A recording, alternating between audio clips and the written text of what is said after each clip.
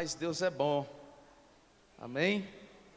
Abra a tua Bíblia, por favor, no livro do Evangelho do nosso Senhor e Salvador Jesus Cristo, segundo escreveu Lucas, o doutor, o médico, capítulo de número 15.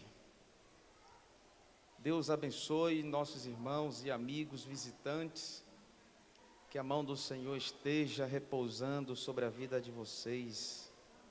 Irmão Moacir, sua esposa, o nobre casal ali atrás, esqueci o nome. Glória a Jesus. Lucas capítulo de número 15, nós iremos ler partes de 3 parábolas, amém? Capítulo de número 15. Só eu que não achei. Encontrei. Capítulo 15, versículo de número 1. E chegavam-se a ele todos os publicanos e pecadores para o ouvir. E os fariseus e os escribas murmuravam, dizendo: Este recebe pecadores e come com eles. E ele lhes propôs esta parábola, dizendo: Que homem dentre vós, tendo 100 ovelhas, e perdendo uma delas, não deixa no deserto as 99, e não vai após a perdida, até que venha a achá-la, e achando-a, a põe sobre os seus ombros, gostoso, em outras traduções, jubiloso, feliz. Então, chegando a casa, convoca os amigos e vizinhos, dizendo-lhes: Alegrai-vos comigo, porque já achei a minha ovelha perdida. Digo-vos que assim haverá mais alegria no céu por um pecador que se arrepende, mais do que por 99 justos que não necessitam de arrependimento.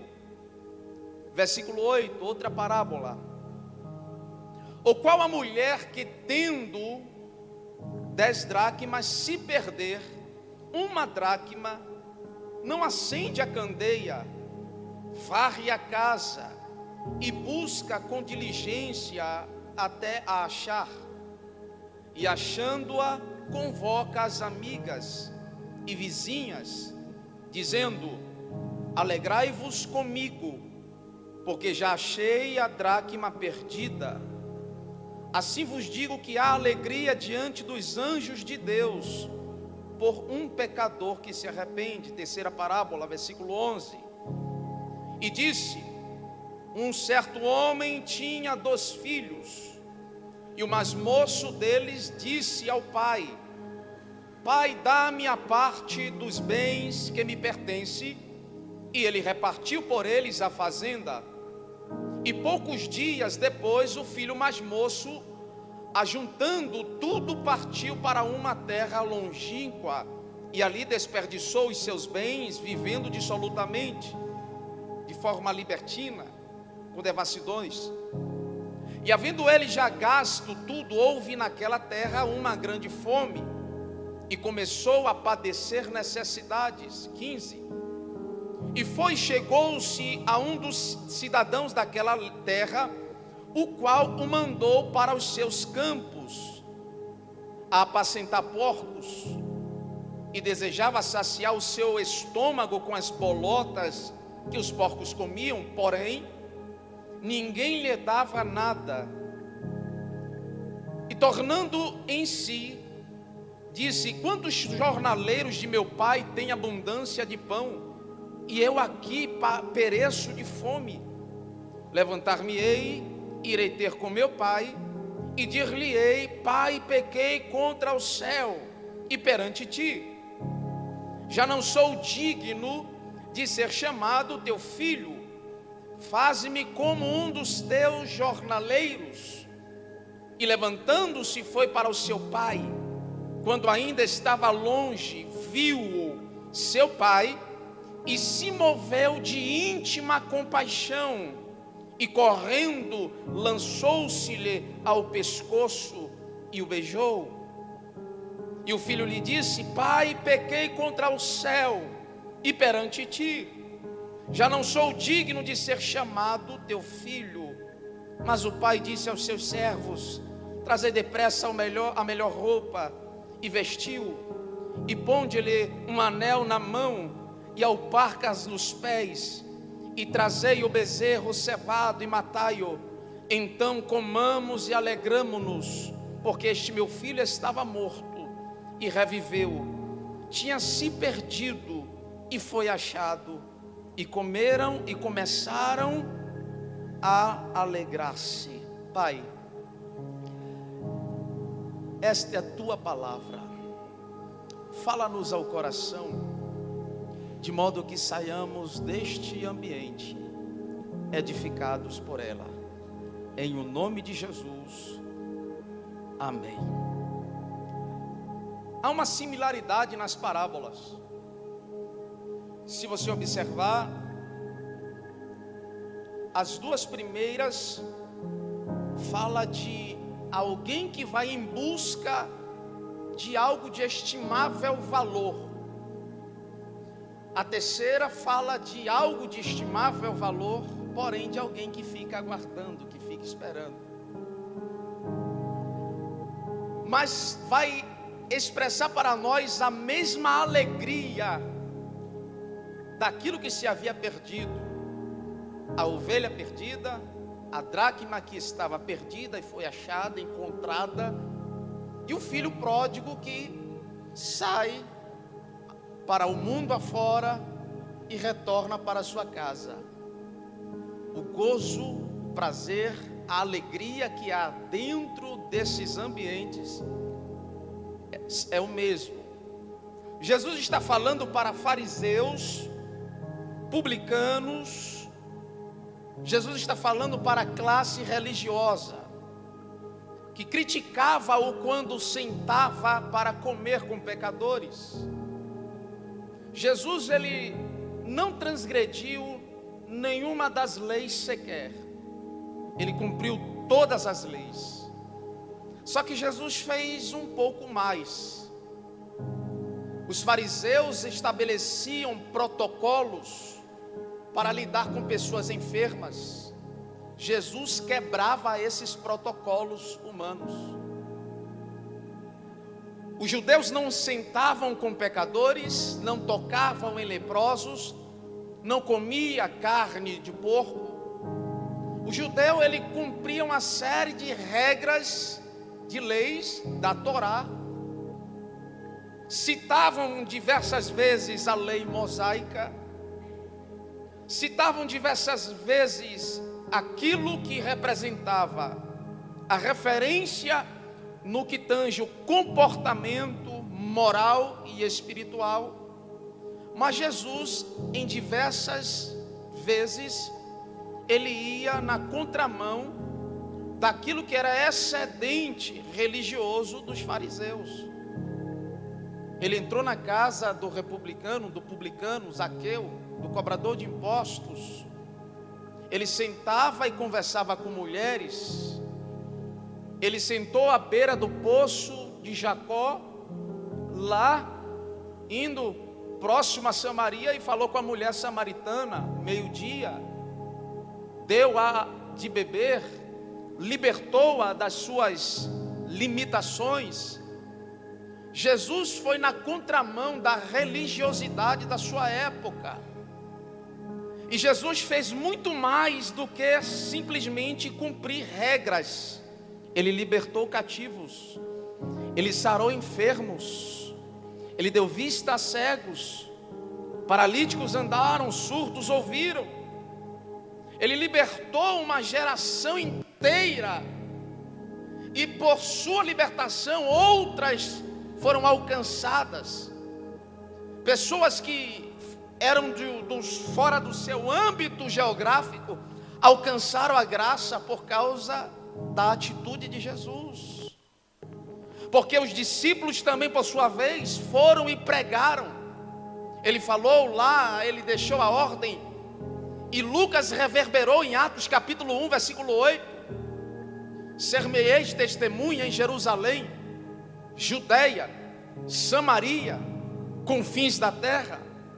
Aquilo que foi a obediência a Jesus, dada a ordem por Jesus aos discípulos em Lucas 24, 49, ficar em Jerusalém até que se reverbera até os dias de hoje, a partir do capítulo 12 do livro de Atos, quando acontece aquilo que Jesus falou que ia acontecer, até que do alto fossem revestidos de poder. O texto diz: veio do céu um som como de um vento veemente, impetuoso, encheu a casa aonde estavam assentados, e foram vistas sobre eles línguas repartidas como que de fogo, e começaram a falar conforme o Espírito lhes concedia que falasse. E eles começaram a entender: Medos, Partos, Mesopotâmia, Capadócia, Frígia, todas as nações circunvizinhas a Jerusalém, que estavam ali por causa de uma festa muito pública, começaram a receber o Evangelho através de homens simples. O Evangelho é simples e é propagado através de pessoas simples, da maneira simples, clara e objetiva.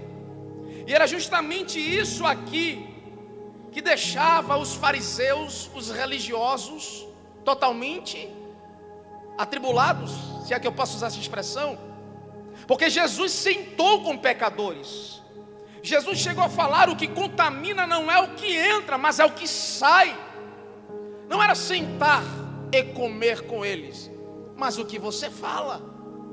A Bíblia vai revelar que a boca fala o que está cheio o coração. E a parábola que nós lemos parece, na primeira instância, ser algo muito irresponsável, porque um homem deixa 99 ovelhas em prol de uma ovelha que se perde. Isso vai mostrar para nós o imensurável valor que uma alma tem, em detrimento de 99 que está guardada. Repito, guardada. Se elas estavam guardadas no aprisco, não há o que temer. Elas estavam dentro do aprisco, protegida de animais, de predadores. Porque o pastor de ovelhas aqui, ele sai em busca da ovelha perdida. Se a ovelha é perdida, ela não pode voltar. Ela se perdeu, não sabe o caminho de volta. A ovelha perdida vai representar para nós o imensurável valor que uma alma tem, repito. E isso foi reverberado lá no livro de João. Deus deu o seu unigênito Filho, para que todo aquele que nele crer não pereça. Deus amou o mundo de tal maneira. Então, quando alguém diz: eu não valho nada, você vale sim. Você valeu o sangue de Jesus derramado no Calvário, a ponto de Jesus expressar essa parábola. O pastor de ovelhas sai em busca de uma só ovelha, confia tanto no seu aprisco, no seu reduto, que deixa as 99 em prol de uma que está fora do rebanho. Mas ele só sai atrás desta ovelha que está fora, porque está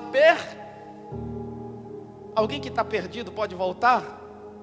Alguém que está perdido pode voltar? E alguém que sabe onde está pode voltar? Sabe, pode voltar. Aí às vezes alguém deixa de vir à igreja, vou abrir um parêntese aqui, tá? E fala: o pastor não me visitou, mas sabe o caminho da igreja. Ele por conta própria deixou de vir ao culto. Ele está misturando as coisas. Por conta própria deixou de vir aos cultos. Por conta própria deixou de congregar. Por conta própria deixou de meditar na palavra. Por conta própria deixou de adorar o Senhor em casa. Por conta própria deixou de orar. Por conta própria parou de jejuar. Por conta própria deixou de fazer tudo aquilo que lhe era familiar a uma prática de vida cristã, devota ao Senhor, temente ao Senhor. E depois expressa: o pastor esqueceu de mim, a igreja esqueceu de mim. Você é a igreja. E vai entrando por esse viés, vai entrando por esse caminho. E a Bíblia diz que o povo perece por falta de conhecimento. A ovelha perdida, o pastor tem permita essa expressão, a obrigação de ir atrás. Ela está perdida. Ela está em caminhos que podem comprometer a sua vida espiritual. Mas alguém que sabe muito bem aonde se encontra, pode muito bem retornar para casa, como essa parábola nos mostra. Do filho pródigo, que sai de casa e ao cair em si, ele compara: os jornaleiros de meu pai têm pão para comer. O jornaleiro de meu pai está sendo muito bem tratado, melhor do que eu aqui agora. Levantar-me-ei, falarei com meu pai: Pai, pequei contra os céus e contra ti. Ele ensaia o discurso de conversa de perdão para com seu pai, porque ele é consciente, sabe aonde estava e aonde não deveria estar e para onde ele deveria voltar. E ele, tanto é que a sua consciência agora o acusa, e ele faz comparações e diz: eu vou voltar e vou falar assim e assim para meu pai. Então existem pessoas que estão nessa condição, sabem muito bem aonde deveria estar, e aonde elas estão não é aonde deveria estar. Então, seguindo ainda acerca da ovelha perdida, observe que a alegria do pastor é quando a encontra. A Bíblia vai dizer que o único momento em que a festa nos céus é quando uma alma, o pecador, se arrepende, alguém se converte. A alegria expressa pelo pai ao chamar os seus amigos e ao chamar os seus vizinhos. A expressão no versículo de número 6 do capítulo 15, a parte B diz: alegrai-vos comigo, porque já achei a minha ovelha perdida. O que subtende-se que este pastor comentava acerca da sua ovelha que estava perdida. Alegrai-vos comigo, porque já achei. Isso é a dor de alguém que perde alguém de estimável valor. Me permita representar esse pastor como Deus aqui nesse momento, e a ovelha perdida como alguém que porventura tenha se perdido dos caminhos do Senhor. Talvez você esteja me acompanhando pela transmissão ou esteja aqui nesse culto e se encontra como esta ovelha perdida. Mas o interessante no seio desse texto é que Deus nunca esqueceu de mim, nunca esqueceu de você e nunca nos abandonará. O interessante é que por mais que alguém se perca do aprisco, saia do lugar do reduto, do lugar da segurança, da proteção, Deus sempre vai em busca daqueles que estão perdidos. Hoje eu vi alguém falar algo interessante, que a maior expressão de que o homem se afastou de Deus foi Deus ter enviado o seu Filho, Jesus. E a maior expressão de que o homem não quer conta com Deus também é Deus ter enviado o seu Filho Jesus e ele ter sido crucificado no Calvário. Porque escolheram Barrabás em vez de Jesus. Deram as costas para Deus. O que nós observamos é num cenário em que há inversões de valores, em que as pessoas estão enveredando por caminhos que para o homem parecem ser caminhos perfeitos, mas o seu caminho é caminho de morte. Perceba que o pastor, ele está aqui ávido, ele está aqui buscando a ovelha que se perdeu, mas ele é tão seguro quanto as que ficaram no reduto, no seu aprisco, que ele as deixa em segurança. O texto não fala, mas podemos conjecturar. Certamente, antes dele deixar as 99, ele certificou-se de que tudo estava seguro para que elas estivessem lá. Ele olhou as porteiras, ele olhou os seus cães pastores, ele olhou não sei se as cercas, se todas as madeiras estavam bem fixadas. Ele certamente certificou-se de que tudo estava em seu devido lugar, para que as demais também não se perdessem. Deus, ele está guardando a sua vida, guardando a sua casa, para que você não se perca, não se vai por caminhos que pareçam ser caminhos perfeitos, mas o seu final são caminhos de morte. Deus sempre vai certificar-se de que você estará em segurança, teus filhos estarão em segurança, porque Deus está ávido por aqueles que estão perdidos, para os encontrar e para que haja festa na tua casa, para que haja alegria, para que o nome dele seja glorificado. A parábola da sequência do versículo de número 8 vai falar sobre a mulher. Ele ainda em conversa com os fariseus, ele vai falar qual a mulher que, versículo de número 8, tendo 10 dracmas, se perder a dracma, não acende a candeia, varre a casa e busca com diligência até a achar. Existem duas correntes de raciocínio nesta parábola da dracma perdida. A primeira é uma mulher que recebe 10 moedas, que representam um dote de um relacionamento, e que também subentende-se que poderia representar o valor de um anel de compromisso. E perdendo uma das 10 dracmas, uma das moedas, logo desesperadamente ela procura esta moeda, acende a luz, varre a casa, e diligentemente ela vai ao encontro da moeda, buscar a moeda desesperadamente, porque aquilo representava de forma muito estimável um valor sentimental, um dote, uma aliança de compromisso. A outra corrente de raciocínio é que essas 10 dracmas significava 10 dias de trabalho, onde uma dracma representava um dia do trabalhador. E aqui simbolizava 10 dracmas como as economias de uma família. De modo que essa mulher, ao perder uma única moeda, desesperadamente ela vai em busca desta moeda. O que translitera para nós é que esta única moeda perdida é algo de estimável valor. E em busca desta moeda, desse dia de trabalho, ou daquilo que representava o seu compromisso com o seu noivo, ela acende a luz da casa. Mas é justamente isso aqui que me chama a atenção. 10 dracmas, 10 moedas perdidas dentro de casa, onde uma moeda se perde dentro de casa.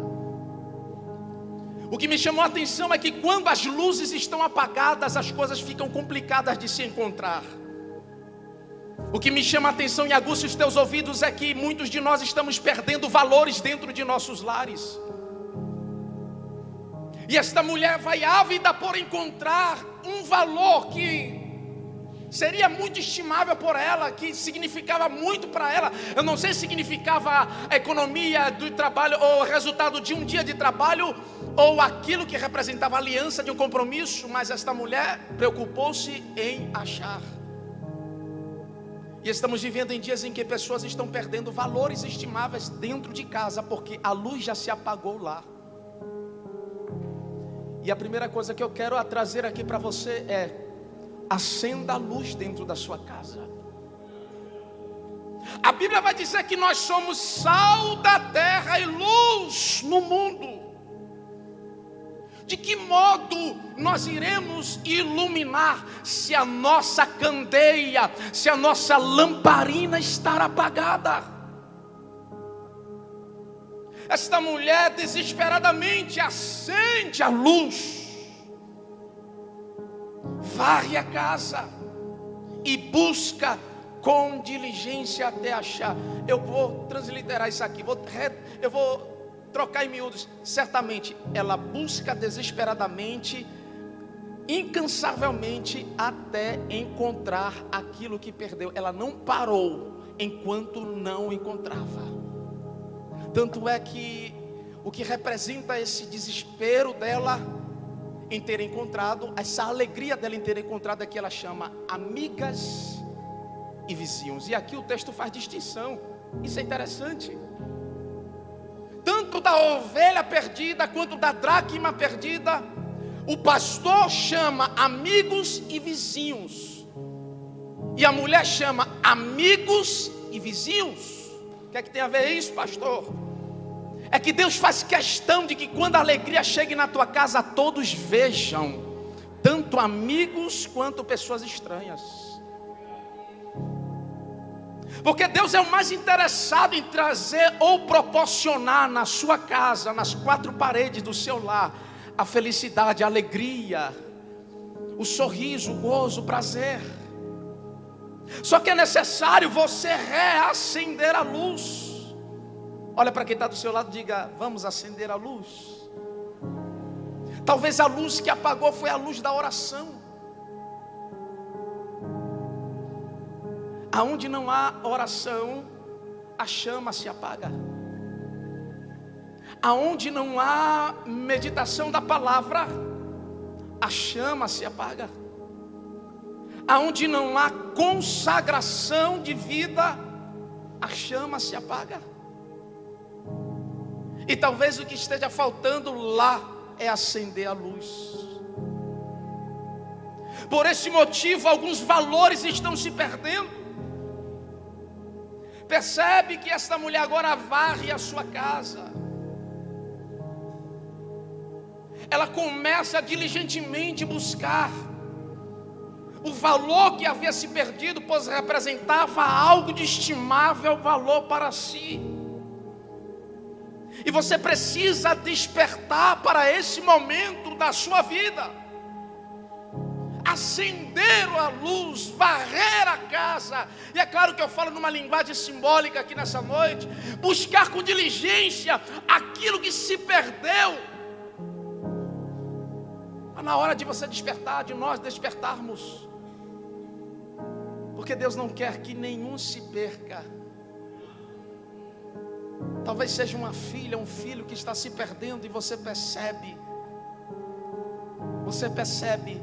que está tomando rumos dos quais você não ensinou, e você precisa reacender a lâmpada. Você está aí, irmão? Acenda a luz. Traga de volta. Tem gente, irmão, que vai almoçar em casa, não tem nenhum costume de agradecer em oração. Ah, pastor, isso é besta demais. É besta? Gratidão, reconhecimento, é besta? Adquira esse costume, orar, ser grato a Deus pelo que você come, pelo que você veste. Quantas vezes, irmão, eu não faço nada sem que não seja para passar uma mensagem. Quantas vezes eu oro aqui, eu falo: Deus, obrigado pelo calçado. Deus, obrigado pela roupa. Deus, obrigado pelo almoço, pelo que veio à minha mesa. Eu estou orando ao Senhor, sendo grato e ao mesmo tempo ensinando a você como ora. Deus, obrigado pelos livramentos que o Senhor tem me dado. Deus, obrigado pelo que o Senhor tem feito. Deus, obrigado. Deus, uma alma grata abre portas. Uma alma grata atrai comunhão. Uma alma grata chama a presença de Deus para fazer parte do seu lar. Então adquira esse costume. Lá em casa nós estamos precisando voltar a orar antes de dormir. Tínhamos esse costume todas as noites. Mas todos os dias, no café da manhã e no almoço, nós oramos.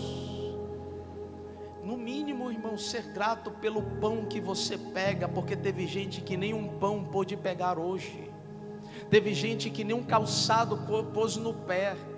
Teve gente, essa semana eu passei na Avenida Presidente Dutra e vi uma mulher com uma criança segurando um tecido e ela do lado de lá, trocando as partes íntimas, vestindo um sutiã, e uma criança que quase não tinha nem tamanho para poder cobrir a mãe direito, mas ela estava ali debaixo da marquise e a criança cobrindo-a. E nós temos um teto, temos uma cama, alguns até ar-condicionado para dormir, não é verdade? Carro para se locomover. Existem pessoas que estão por aí, eu sei que elas estão muitas vezes colhendo até aquilo que plantaram, mas eu quero dizer acerca da gratidão, do reconhecimento que nós precisamos ter diante de Deus, acerca das mínimas coisas, e nós temos esquecido, estamos deixando esses valores se escorregarem pelo ralo do box do banheiro, e nós estamos esquecendo que todo dom perfeito, que toda boa dádiva vem descendo do alto do Pai das luzes, que é Deus que nos dá,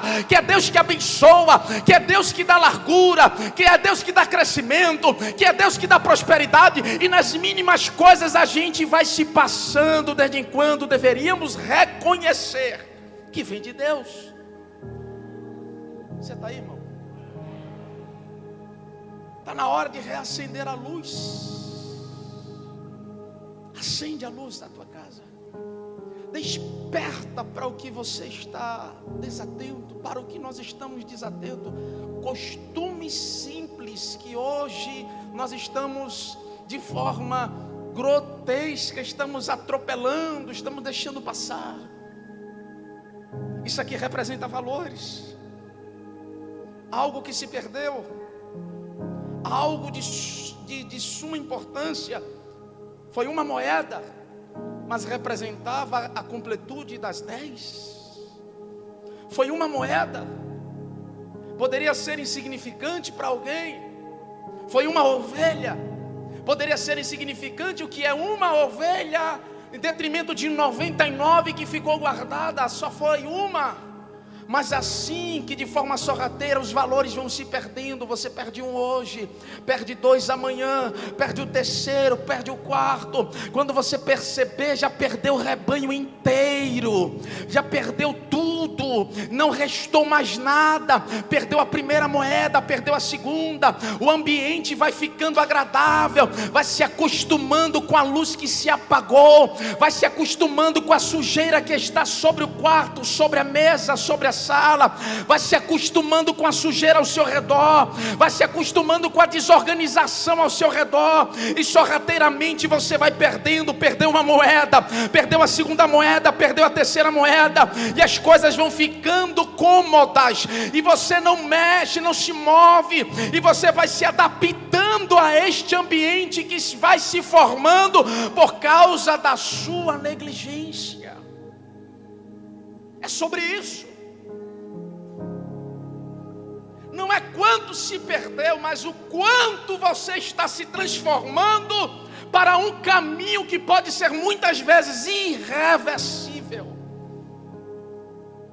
A disciplina é algo que confronta a natureza de muita gente, o comportamento de muita gente. Se essa mulher mantivesse ou mantesse esta casa com a luz acesa, varrida, tudo organizado, certamente não perderia as suas dracmas ou a sua dracma. Trazendo para hoje, se você tivesse feito, se, não teria acontecido.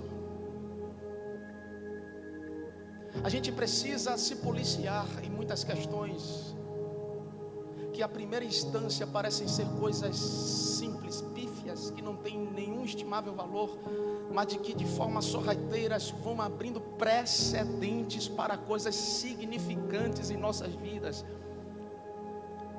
Só que a questão é que a gente está tão desesperado por coisas, por conquistas maiores, que as coisas simples vão ficando. E a gente está tão ávido por conquistar coisas maiores, que as coisas mais simples vão ficando para trás, e vamos ficando dispostos a qualquer coisa para conquistar aquilo que o nosso coração está desejando. E aí valores vão se perdendo. Você está aí, irmão? Quem está entendendo? E aí valores vão se perdendo. E aquilo que agora realmente significa para nós são coisas. Quantos filhos estão se perdendo dentro de casa, irmão? Quantos casamentos estão se perdendo dentro de casa? Não foi na rua não, é em casa mesmo. Quantas famílias estão desestruturadas por causa de coisas, por não atentar para os valores ou os reais valores. Eu sei que estamos vivendo num tempo muito difícil. Num tempo muito difícil, muito difícil. Eu tenho dito aqui, vou reverberar esse negócio até quando Deus quiser. A igreja é a coluna e a firmeza da verdade. O mundo lá fora tenta sorrateiramente entrar na igreja, mas a igreja é a coluna, é a firmeza. Ela vai manter-se firme no seu propósito. Você não pode arredar o pé do que Deus quer, do que Deus tem, do que são os valores, dos que são os princípios da palavra de Deus para a minha vida, para a tua vida. Se abrirmos esses precedentes, Satanás vai fazer uma bagunça na tua casa. Satanás vai entrar na sua casa, ele vai entrar na tua empresa, vai entrar no teu casamento, vai entrar, está repreendido em nome de Jesus. Mas pode entrar no casamento, na tua casa, na vida do teu filho. Eu quero dizer uma coisa para famílias aqui nesta noite: usa da autoridade que Deus te deu, usa da autoridade que Deus te deu, posicione-se da maneira que Deus quer que você esteja, porque esses valores não podem ser perdidos dentro de casa. Quem manda lá? É teu filho ou é você?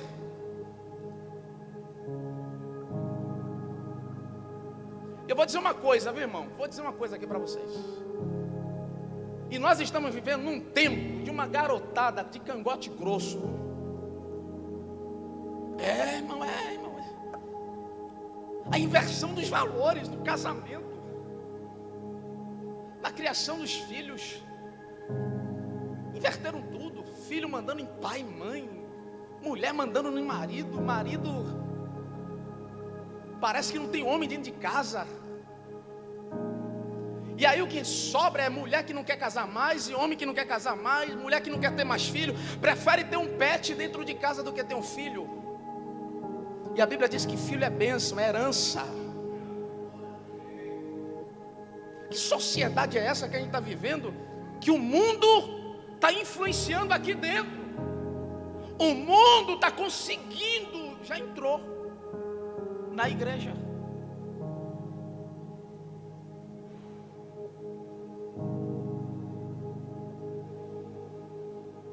Antes a felicidade era quando um filho entrava na universidade. Hoje é a maior tristeza. Se você não disciplinou, não educou teu filho, não deixa entrar na universidade. Parece ser um discurso ignorante, mas não é. Porque se ele não tiver como influenciar, ele vai ser discipulado por um pensamento totalmente ímpio, ateu.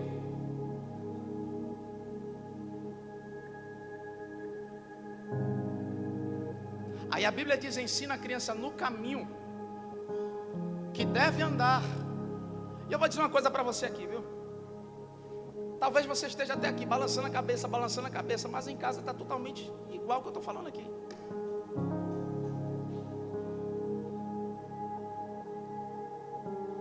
Bom, a gente precisa despertar. A igreja precisa despertar. Ou quando você despertar, poderá ser tarde demais. Ou qual a mulher que, perdendo a sua dracma, não acende a candeia, varre a casa, busca com diligência até achar. Terceira parábola. O filho pede a herança ao pai, sai para um lugar longínquo. Vocês conhecem a parábola? Gasta tudo de forma dissoluta. A expressão é vivendo dissolutamente, que translitera para libertinagem, devassidão. Vive na prostituição, vive de forma dissoluta, sem rédea, sem limites. E havendo ele já gasto tudo, no versículo 14 o texto diz: houve naquela terra uma grande fome e começou a padecer necessidades. Todo prazer distante do Pai é passageiro. Todo prazer distante de Deus é passageiro. Toda alegria fora da presença do Pai é passageira. Pode contar os dias, vai ter uma crise. A crise vai bater na porta. O interessante ao ler essa parábola é que é o filho mais moço que pede ao pai a herança. Há uma linha de raciocínio teológica que diz o seguinte: que era comum os filhos pedirem herança a pais enquanto vivo, porque eles não queriam mais arcar com a administração de posses de terra. O que é que eles faziam? O filho mais velho pedia a herança ao pai para não ter que lidar com a sua terra, administrar. Ele queria o dinheiro, o valor, e o pai dava. Só que quem pede a herança aqui não é o filho mais velho, é o filho mais novo. E aqui afronta a autoridade do pai, porque não é o filho mais velho que pede a herança e pode administrar os seus bens, sabendo que a maior idade judaica é a partir dos 12 anos, menina, 13 anos, homem. Um menino com 13 anos, ele já responde por si mesmo com 13 anos de idade, na cultura judaica. Ele já é arguido acerca da Torá. Com 5 anos de idade já insere o conhecimento teológico da Torá para ele. Com 5 anos de idade ele já entra no contexto de estudo da Torá, da lei. E com 12 anos, 13 anos, alguém já chama ele e já faz a sabatina com ele.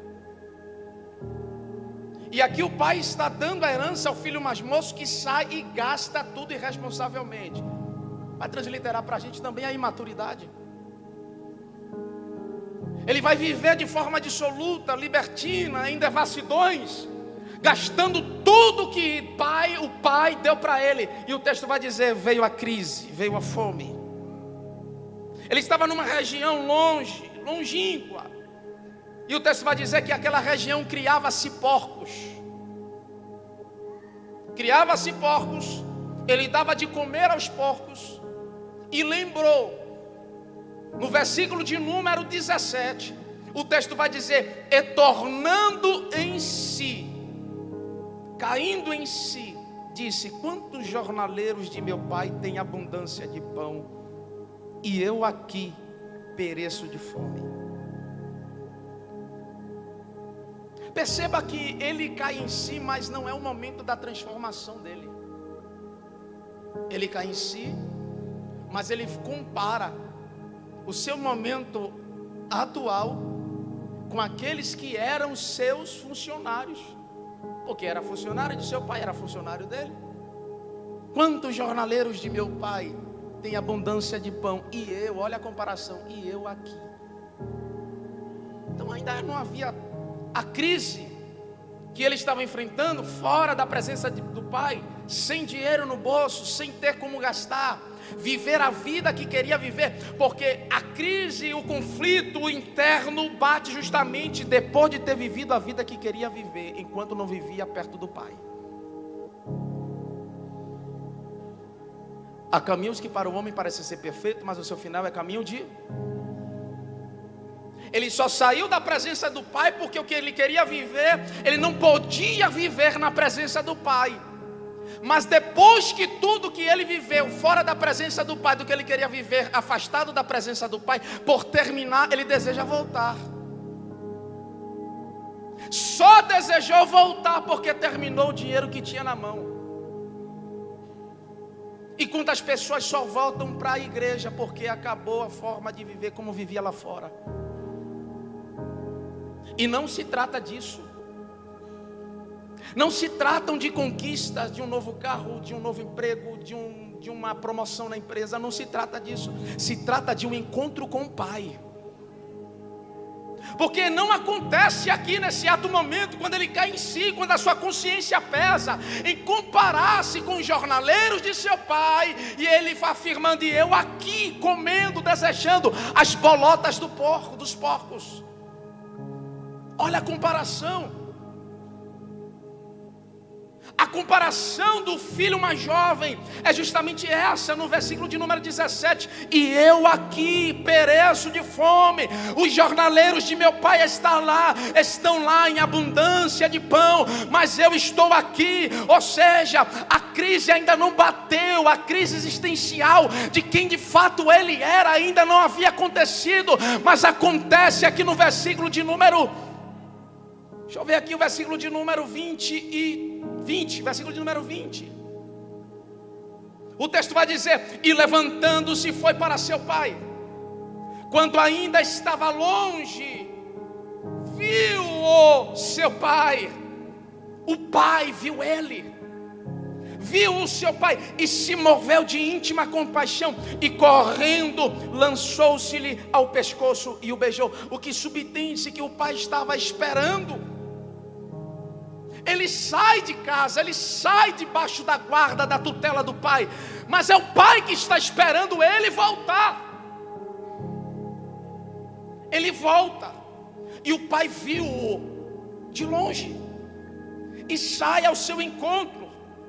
Aí o versículo vai dizendo de número 21, e o filho lhe disse: pai, pequei contra o céu e perante ti, já não sou digno de ser chamado teu filho. Mas o pai disse aos seus servos: trazei depressa a melhor roupa, vestiu-o, ponde-lhe um anel na mão e alparcas nos pés. O interessante é quando nós lemos estes 2 versículos, irmãos, é justamente que o pai o ouviu de longe e vai ao seu encontro.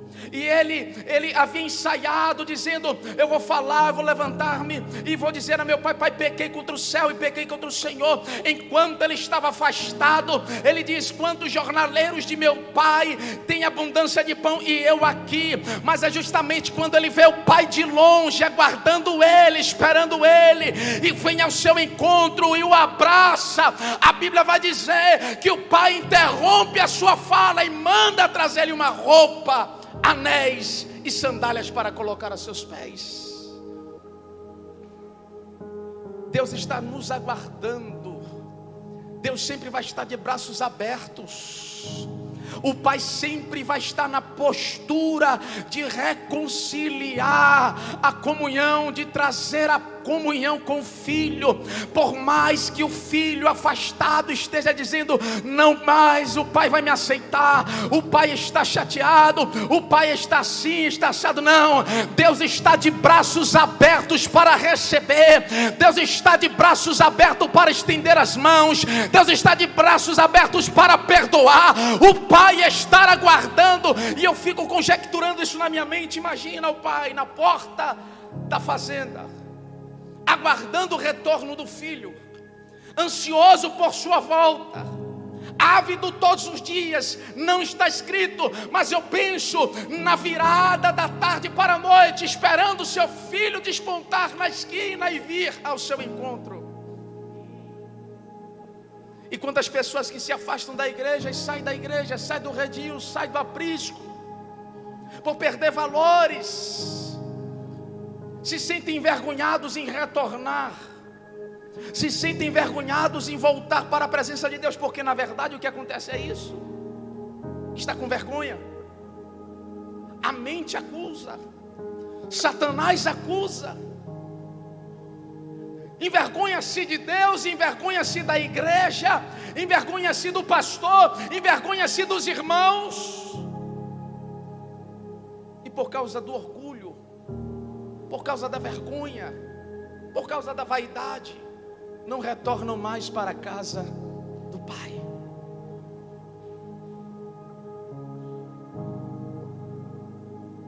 Mas é tempo de voltar para a presença do Pai, porque todo prazer fora, todo prazer fora da presença do Pai, toda alegria fora da presença do Pai, sempre vai ser algo passageiro, vai passar rápido. E esse é o momento de você retornar para a presença do Pai. Esse é o momento de você reconciliar-se com Deus. Esse é o momento de você estar na presença do Pai, porque na presença do Pai a alegria é completa. Feche os olhos. Quantas pessoas você pode agora lembrar de que estão afastados da presença do Pai? Você lembra? Você conhece alguém? Essa pessoa não está mais na casa do Pai. E casa do Pai aqui pode representar a forma como essa pessoa servia a Deus. Não literalmente o templo, mas representar estar na presença do Pai, na presença de Deus. E você a conhece, você o conhece. Ele agora está vivendo em devassidões, libertinagem, na porta dos bares, na prostituição, na vida que não vivia enquanto estava na presença do Pai, mas ele saiu da presença do Pai para viver justamente isso. Mas a sua alegria não é completa, porque ele hoje ou ela hoje está vivendo em crises. E estas crises chegam justamente por estar afastado da presença do Pai. Quem sabe você é alguém que está afastado da presença do Pai e estar aqui nessa noite. E estas crises já bateram a sua porta. E você se afastou justamente para viver coisas que você não poderia viver na presença do Pai. E só pode justamente vivenciá-las afastado desta presença, porque a presença do Pai constrange de viver o que você tem vivido. Eu sei que confronta, eu sei que constrange, mas enquanto eu viajava hoje, vinha no caminho, o Espírito de Deus falava ao meu coração, enquanto conversava com a minha esposa. E Deus não fala para paredes, Deus fala para pessoas. E Deus não fala para cadeiras, Deus fala para corações. Pode não ter ninguém aqui, mas pode ter alguém na transmissão me ouvindo agora, e esta palavra está falando com você. Ah, pastor, não, deixa a religiosidade de lado. Deixa o farisaísmo de lado. Às vezes nós somos como os sepulcros caiados, belos por fora, mas estamos fédigos por dentro, destroçados, estamos envelhecendo, apodrecidos por dentro. E fora é um estereotipo religioso, dentro do padrão, dentro do formato que exige-se pela religiosidade. Mas eu venho de Deus trazer esta palavra. Talvez a luz esteja apagada lá dentro da tua casa. Talvez alguns valores foram perdidos na caminhada. Talvez algumas coisas se distanciaram. Desde quando você não deveria se afastar da presença do Pai, justamente para vivenciar esses prazeres que alegram a tua carne. Mas eu venho dizer de Deus para você nesta noite: o Pai te chama para perto da sua presença. O Pai te chama para perto da sua tua presença, alegria só na presença do Pai. Elemanjore marasai eremaracadure mananácia. Uriminarabaxe canta larabassuri binarahai. Só na presença do Pai, sim, sim, chora.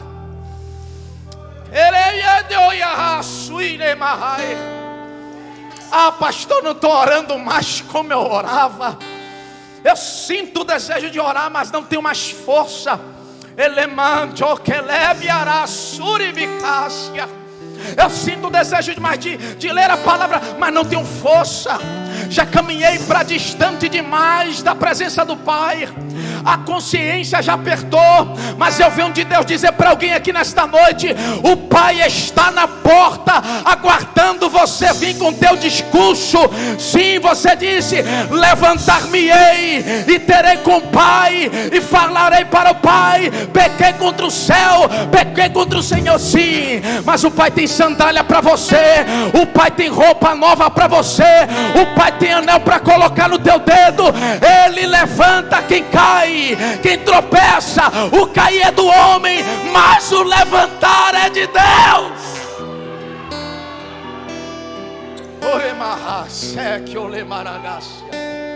O Pai estende as mãos hoje para você. O Pai estende oh glória, sim, Jesus.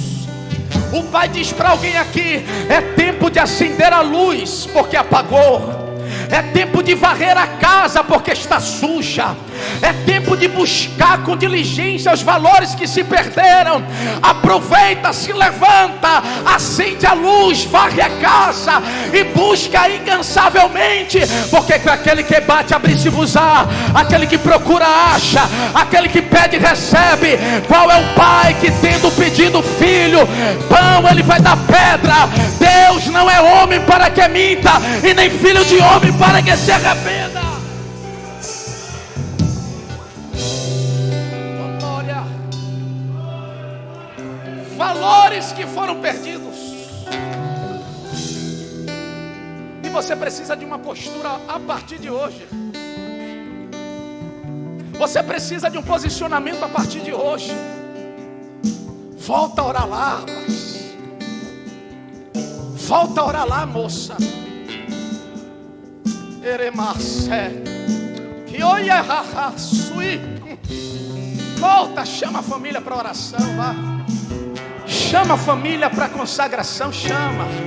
Diz: a partir de segunda é jejum, e vai até meio-dia, e serão tantos dias, isso.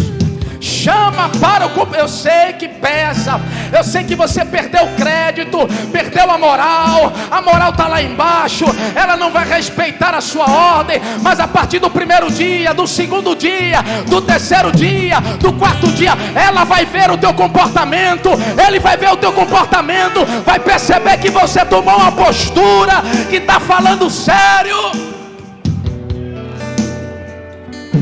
Está na hora de mudança. Está na hora de mudança. Só tem fogo no altar quando as pedras estão arrumadas. Só tem resposta de fogo na oração quando tudo está alinhado. Se não tiver sacrifício no altar arrumado, não tem resposta. Se não tiver sacrifício no altar, não tem resposta. E você quer resposta sem sacrifício? Deus está chamando a gente para conserto, irmão. Deus está chamando a gente para conserto. Oh, glória a Deus.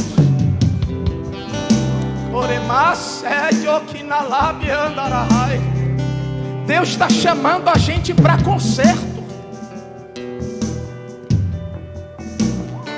Porque tem gente que se afastou da presença do Pai para viver o que não podia viver, ou que não poderia viver perto dela, na presença do Pai. Aí Deus está chamando: vem para perto. Deixa estas coisas de lado e vem para perto. Deixa estas coisas de lado e vem para perto. Deixa estas coisas de lado e venha para perto. Vem para perto de mim, vem para perto do Pai. Parece ser insignificante. 5 minutos de oração, 10 minutos de oração, 2 dias de jejum, 3 dias de jejum. Parece ser insignificante. 1 capítulo da Bíblia, 2 capítulos da Bíblia. Mas faça o teste para você ver. Chama a família para um compromisso para você ver. Comece a disciplinar a tua casa para você ver. Aonde há disciplina, há resposta. Aonde tem resposta, há efetividade do poder de Deus. Eu estou dizendo que Deus quer manifestar a sua glória lá na tua casa, lá na tua empresa, no meio da tua família. É tempo de glória de Deus revelada. Olha para quem está do seu lado e diga assim: conserta a casa. Se coloque em pé.